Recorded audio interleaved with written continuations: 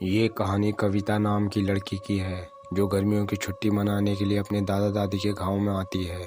कविता पहले भी गांव में आती रहती थी, जिस कारण उसकी वहाँ काफी सारी सहेलियां थी। एक दिन आम के बगीचे में वो अपनी सहेलियों के साथ खेल रही थी। उसकी नज़र पेड़ के एक आम पर पड़ी। वो आम एकदम पककर पीला पड़ा हुआ था, जिसको देखकर कविता का मन उस आम पर आ गया। उसने बगीचे में एक पत्थर उठाकर उस आम पर मारा और आम एक कोने में जाकर गिर गया। कविता जैसे ही उस आम को उठाने के लिए गई, उसे वहां एक जमीन में धंसी हुई पोटली दिखी जो हल्की सी मिट्टी में बाहर दिख रही थी।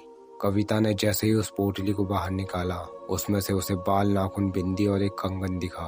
उसने और सामान तो वही फेंक दिया, लेकिन वो कंगन उसे बहुत पसंद आ गया और उसने वो कंगन को अपने हाथों में पहन लिया। खेल खत्म होने के बाद वो शाम को अपने घर आ गई। वो कंगन अभी भी उसके हाथ में ही था। खाना पीना खाने के बाद रात को सब सो गए। कविता भी रात को अपने बिस्तर पर सोई हुई थी कि तभी रात के 2 बजे कविता पानी पीने के लिए उठी। तभी कविता की नज़र दरवाजे के कोने पर पड़ी, जहाँ पर थोड़ा अंधेरा था। वहाँ कोने में उसे एक औरत बैठी हुई दिखी जो बहुत भयानक दिख रही थी। उसकी शक्ल उसके बालों से ढकी हुई थी और वो धीरे धीरे रो रही थी। ये देखकर कविता बाहर की तरफ भागी और अपनी दादी को आवाज देने लगी। पूरे घर में कोई नहीं था।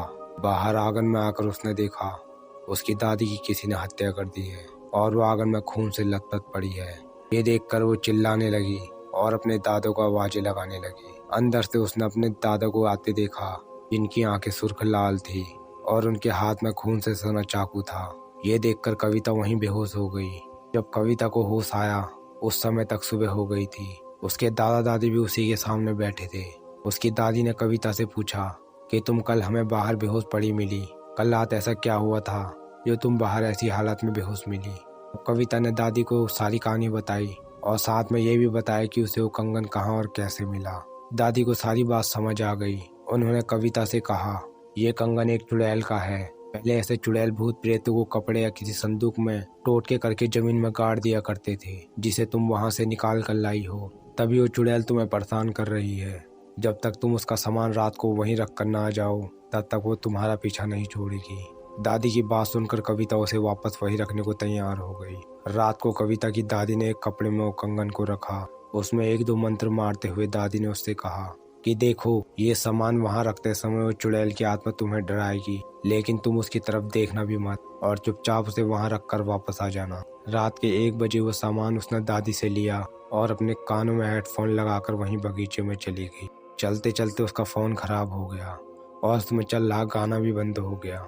रास्ते भर में वो चुड़ैल हंस रही थी, कभी रो रही थी, पूरी तरह से कविता को डराने की कोशिश कर रही थी। लेकिन कविता ने हनुमान चालीसा बोलना बंद नहीं किया, जिससे वो चुड़ैल उसके पास तक नहीं आ पा रही थी। कविता ने उसका सामान वहीं गड्ढे में डालकर पीछे मुड़कर भी नहीं देखा और सीधे घर की तरफ चली आई। उसके बाद से उस चुड़ैल ने उसे कभी परेशान नहीं किया। इस कहानी से हमें ये सीख मिलती है कि कभी भी ऐसी वस्तुओं को घर नहीं लाना चाहिए। दोस्तों, ऐसे ही हॉन्टेड किस्से और कहानियां सुनने के लिए हमारे YouTube चैनल को लाइक एंड सब्सक्राइब जरूर करें।